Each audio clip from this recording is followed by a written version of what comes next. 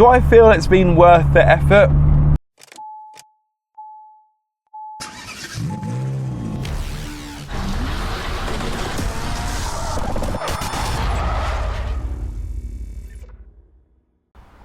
My word, what a lovely day. It's certainly a lot better compared to the last time I filmed with Bella. Hello guys, welcome back to Car Obsession and welcome once more to Bella, my Fiat Seicento Sporting. As you can tell by the title of this video, I'm talking about my first impressions since I have modified her. The reason why I say first is because of course I have driven her since I've done the work, but this is the first time on YouTube.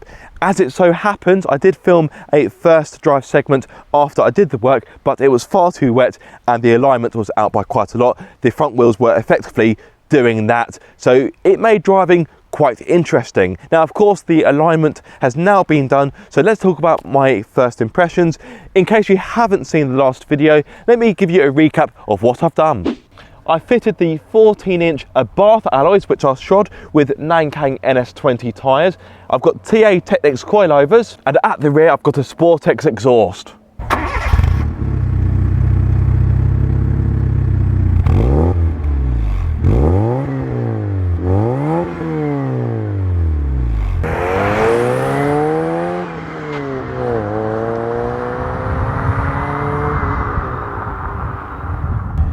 First off, apologies for the shades. I don't normally like to wear sunglasses when I'm presenting on camera. I feel it's somehow a little bit rude, but it's very sunny. It kind of helps with hay fever. And because of my height, if I use the sun visor, I can't really see anything, and that is obviously a big safety concern. So yes, apologies for the shades. We're starting off with a comfort and ride test. I call this road Speed Hump Alley. I almost said speed hump alloy. That wouldn't have made much sense. No, speed hump alley, because as you can see, there are plenty of speed bumps. Now, people often think that with coilovers, it ruins the ride. It is, yes, it is the Antichrist when it comes to comfort. But you know what? It isn't always the case. The coilovers on my Mark 1 MX-5 Monique, they're very compliant. And to be fair, these TA Technics, although you could argue they are eBay specials, they are pretty compliant. You have to remember this car has got a short wheelbase, and that isn't always a good thing for ride comfort. But even so, yes, it is firm, but I don't feel as if my filling is going to come out. So slow down a bit. Now, if you've got super sensitive hearing, you may hear a knocking noise when going over bumps. That's coming from the near side front. I have had one of the technicians I work with do a quick assessment on it, and there isn't anything obvious. I thought it might be the top mount because I have swapped over the old top mounts onto the coilovers, and God knows how many years old they are. So yeah, the top mounts could be worn, but at this moment in time, there isn't enough evidence to condemn them. So yeah, we carry on with the investigation process. But to sum up the ride, and we'll start behind this E-Pace, I'm not quite sure what's going on.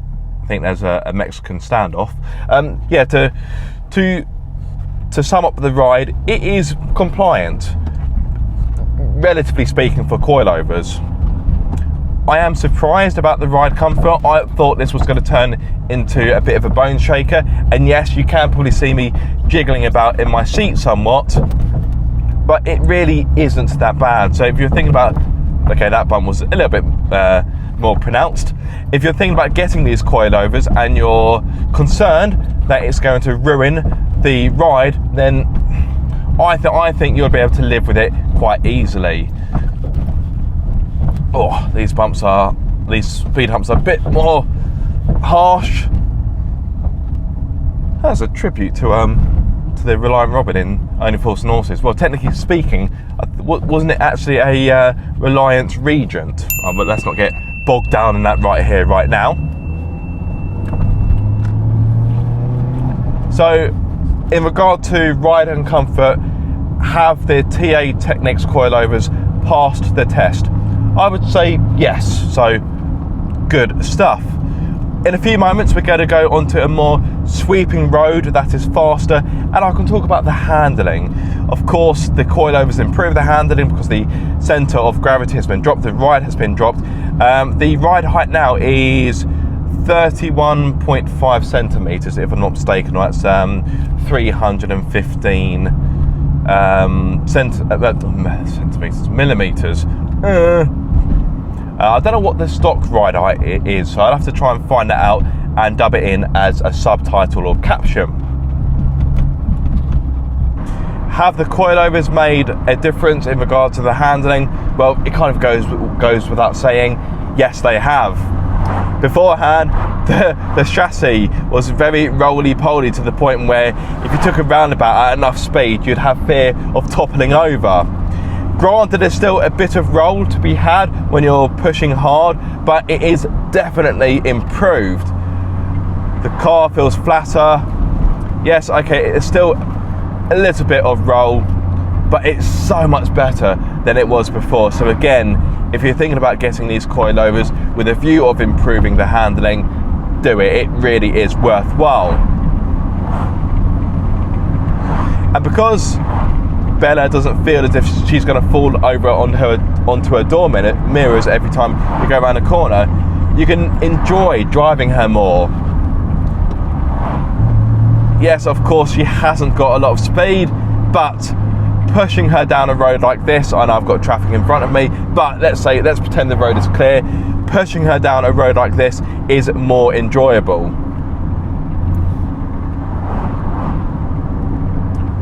Of course, the tyres have a large say in regard to how a car handles. Because these alloys have got such a peculiar tyre size, the choice of tyres is extremely slim. In fact, I'm almost certain that the only tyre I can get in this size is the Nankang NS20s. As I may have said in the modification video, they wouldn't have been my first choice, but needs must, they were the only tyre I could get in that size, so here we are. I think the size from memory is a 175/50/14, I think. I may need to correct myself, but when I was ringing around tyre suppliers, there were one or two that said, no, you've got the wrong tyre size. That tyre size effectively doesn't exist. I went, no, believe me, it does, I promise you. So yeah, hunting down the right tyres for these alloys was tricky. So far, I haven't driven Bella that much. The handling in the dry has been sufficient. I wouldn't say it's anything to write home about. One of the negative things I've read about these tyres is the wet grip. Now, for once in the UK, it isn't raining today, which is a rarity because we've had so much rain this year. It feels like I should be investing in an Ark, not a car. But yes, right, away we go, off the line. Ugh. So round the roundabout, as you can see, so much flatter than before. But yes, I was talking about the grip.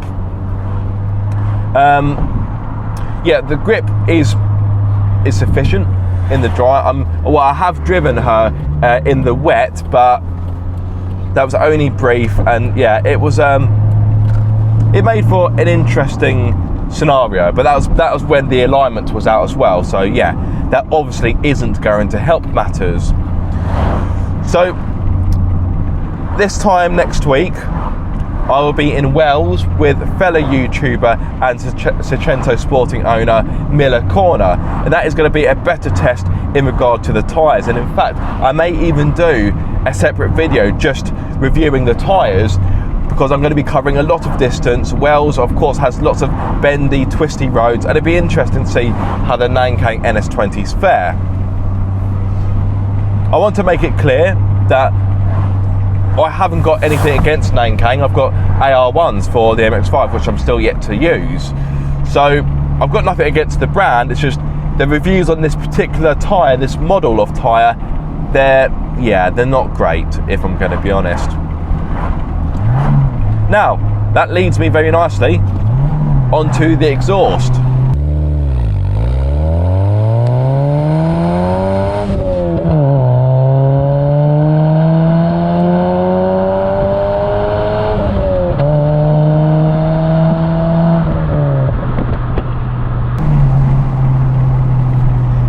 I'll be honest, for the amount of faff it took to fit it, because it wasn't just a simple bolt-on unit, I think normally it would be, but somewhere down the line, I think the centre pipe has been modified. I'm not too sure what's happened, but the centre pipe that Miller Corner gave me wasn't a bolt-on to the existing stock system, so not quite sure what was going on there.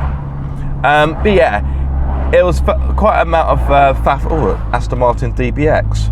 That's quite a divisive car, isn't it? I actually saw that same one a few days ago. Anyway, I digress like I usually do. Yeah, the amount of faff it took to fit this exhaust, do I feel it's been worth the effort? I'm not sure.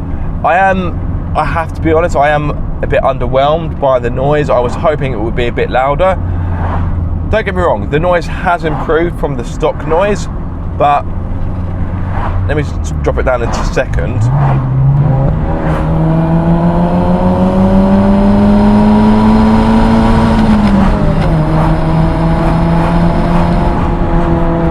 Let me put my window up because I've just realised cars passing is, it's going to affect your ability to hear the exhaust. But drop it down into third. Actually, drop it down into second.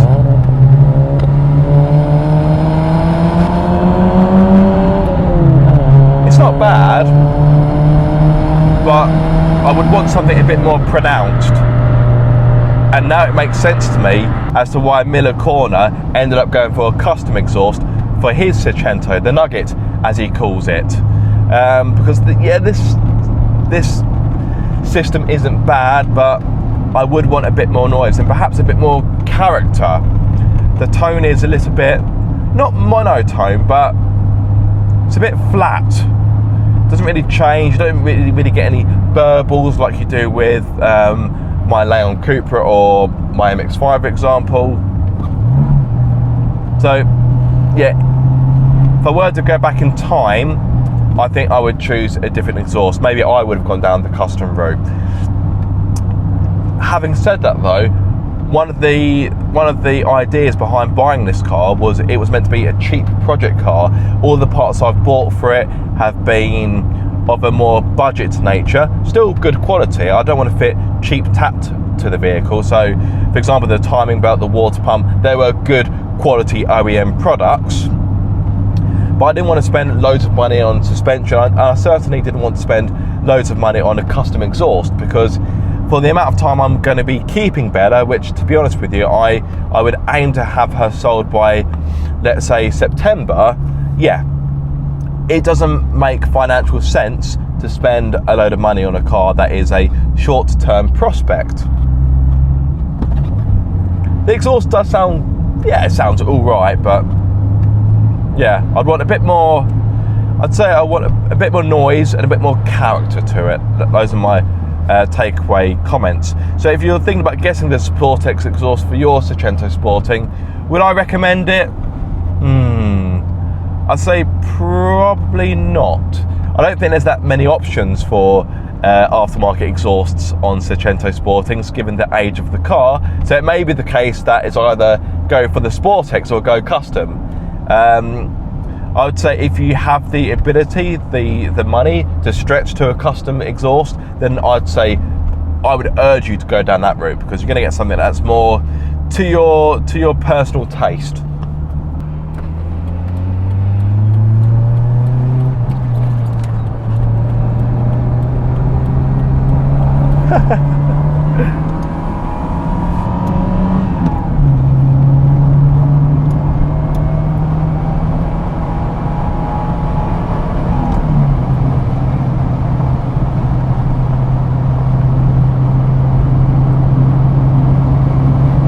Oh yes, the coilovers were definitely worth it.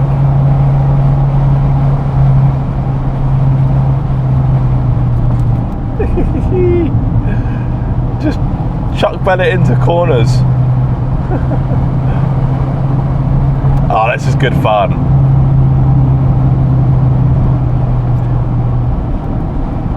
Proof you don't need a fast car to have fun. Because with a Seicento, it hasn't got a lot of power, but more importantly, you can use all of its power without breaking the law.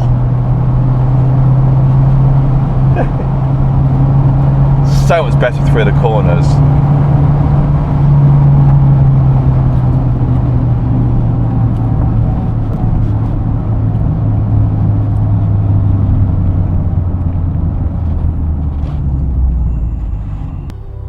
So was fitting the modifications to Bella a mistake? That is a resounding no. They were definitely worthwhile, and they've transformed her for the better. It almost makes you think this is how the Seicento Sporting should have come out of the Fiat factory. Of course, it probably would have added more costs, but hey, I think it would have been worth it. So guys, if you have enjoyed this video or found it useful, be sure to like, comment and subscribe. If you are subscribed, don't forget to click the bell icon so you get notified every time I make a video. But until the next time guys, be sure to keep up the car obsession.